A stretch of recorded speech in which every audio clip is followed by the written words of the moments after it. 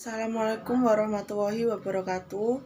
Kami dari kelompok 10 akan mempresentasikan Bank dan Manajemen Resiko. Perkenalkan, nama saya Puput Erika Sari, NIM 17160031.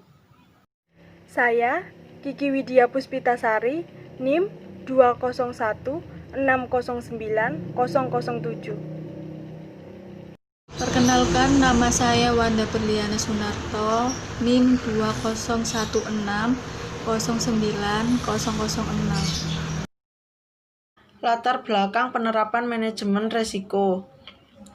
Bank dituntut untuk mampu menjalankan kegiatan operasionalnya secara prudent atau hati-hati, mengingat peran bank dalam perekonomian negara sangat sentral.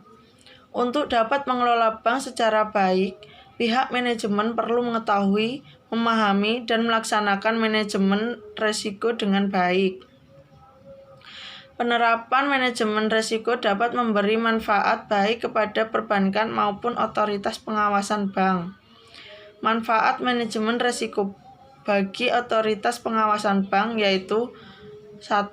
Penerapan manajemen risiko akan mempermudah penilaian terhadap kemungkinan kerugian yang dihadapi bank yang dapat mempengaruhi permodalan bank. Yang kedua, sebagai salah satu dasar penilaian dalam menetapkan strategi dan fokus pengawasan bank, serta meminimalisir dampak dari kegagalan suatu bank terhadap sistem perbankan secara keseluruhan. Kemudian, manfaat manajemen risiko bagi bank. Yang pertama, penerapan manajemen risiko dapat meningkatkan shareholder value. Yang kedua, memberi gambaran kepada pengelola bank mengenai kemungkinan kerugian bank di masa yang akan datang. Yang ketiga, meningkatkan metode dan proses pengambilan keputusan yang sistematis dan didasarkan atas ketersediaan informasi. Yang keempat, digunakan sebagai dasar pengukuran yang lebih akurat mengenai kinerja bank. Yang kelima, digunakan untuk menilai risiko yang melekat pada kegiatan usaha bank yang relatif kompleks serta menciptakan infrastruktur manajemen risiko yang kokoh dalam rangka meningkatkan daya saing bank. Selanjutnya, definisi manajemen risiko. Menurut Bank Indonesia, risiko adalah proses kerugian akibat terjadinya peristiwa tertentu. Risiko dalam perbankan merupakan suatu kejadian potensial, baik yang dapat diperkirakan maupun yang tidak dapat diperkirakan, yang berdampak pada bank. Dengan kata lain, risiko adalah kemungkinan yang berpotensi memberi dampak negatif kepada sasaran yang ingin dicapai. Untuk dapat menerapkan proses manajemen risiko, bank harus mampu mengidentifikasi risiko dan memahami seluruh risiko yang ada, termasuk risiko yang bersumber dari cabang-cabang dan perusahaan anak. Bank Indonesia menyatakan bahwa esensi dan penerapan manajemen risiko adalah kecukupan prosedur dan metodologi pengelolaan risiko sehingga kegiatan usaha bank tetap dapat terkendali pada batas atau limit yang dapat diterima serta menguntungkan bank.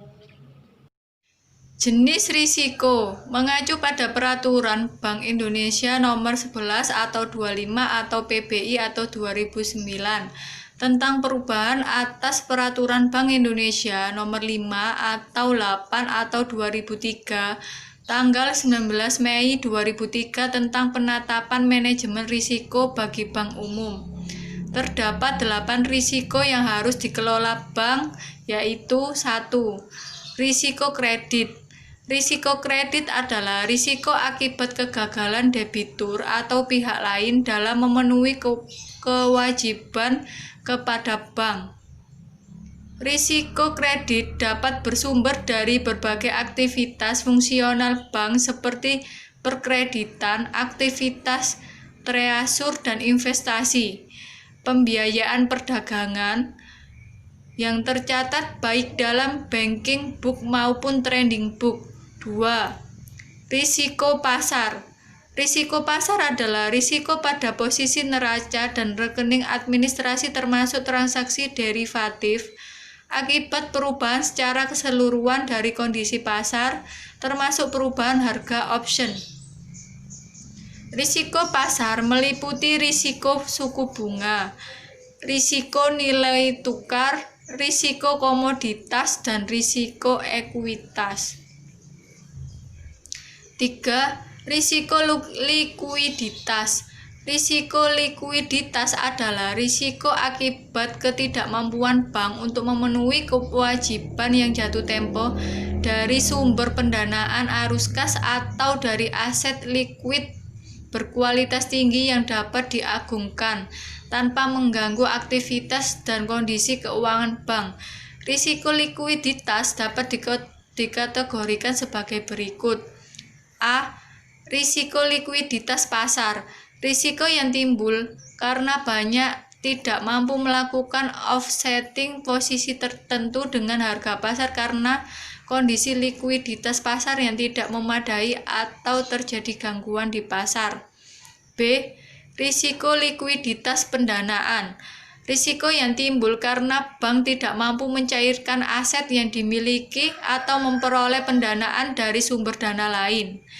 Risiko likuiditas dapat melekat pada aktivitas fungsional perkreditan atau penyediaan dana, treasure dan investasi, kegiatan pendanaan dan instrumen utang.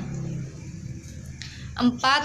Risiko operasional. Risiko operasional adalah risiko akibat ketidakcukupan atau tidak berfungsinya proses internal, kesalahan manusia, kegagalan sistem, dan adanya kejadian-kejadian eksternal yang mempengaruhi operasional bank. Risiko operasional dapat menimbulkan kerugian keuangan secara langsung maupun tidak langsung dan menimbulkan potensi kesempatan yang hilang untuk memperoleh keuntungan. 5. Risiko hukum. Risiko hukum adalah risiko akibat tuntutan hukum atau kelemahan aspek yuridis.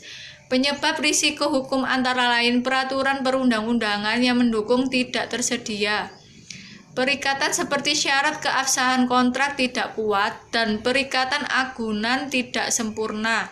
6. Risiko reputasi. Risiko reputasi adalah risiko akibat menurunnya tingkat kepercayaan stakeholder yang bersumber dari persepsi negatif terhadap bank. Risiko ini timbul karena adanya pemberitaan media atau rumor mengenai bank yang bersifat negatif, serta adanya strategi komunikasi bank yang kurang efektif. 7. Risiko strategi. Risiko strategi adalah risiko akibat ketidaktepatan dalam pengambilan atau pelaksanaan suatu keputusan strategis serta kegagalan dalam menutup perubahan lingkungan bisnis. Risiko strategi timbul karena bank menetapkan strategi yang kurang sejalan dengan visi dan misi bank, melakukan analisis lingkungan strategi yang tidak komprehensif, dan terdapat ketidaksesuaian rencana strategi antar level strategi. 8. Risiko kepatuhan. Risiko kepatuhan adalah risiko akibat bank tidak mematuhi atau tidak melaksanakan peraturan perundang-undangan dan ketentuan yang berlaku, antara lain seperti ketentuan kewajiban pemenuhan modal minimum atau KPMM, kualitas aktiva produksi, pembentukan penyisian aktiva produksi atau PPAP, batas maksimum pemberian kredit atau BMPK, dan risiko lain yang berkaitan dengan ketentuan tersebut.